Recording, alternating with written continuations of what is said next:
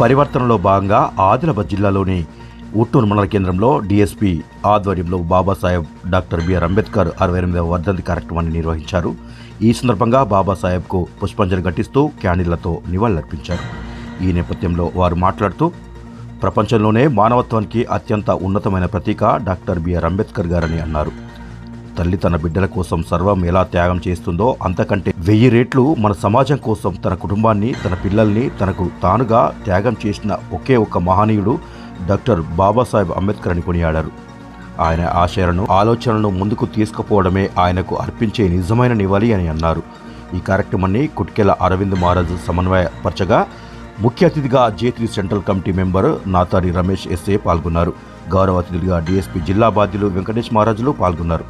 గౌరవ అతిథులుగా J3 10th class student incharge Ashwini Maharani, J3 మండల కన్వీనర్ కీలేరు అరవింద్ మహారాజ్, MJS మండల convener Chippakurthi Anjaiah Maharaj, Veeraiah SA, SCU student and software employees Anvesh జిల్లా, చంద్రకాంత్, TTF సంఘం నాయకులు, డీఎస్పీ మండల బాధ్యులు అజయ్ గైక్వాడ్, కొత్తపల్లి గంగేష్, నేతకాని రాష్ట్ర నాయకులు కేశవ్, జయచందర్, సాయి, నిఖిల్, బండి విజయ్, టీచర్ బొంకటి సుభాష్, రాజేశ్వర్, శివ, విశ్వతేజస్, విశ్వజిత్, కె కళ్యాణి తదితరులు పాల్గొన్నారు.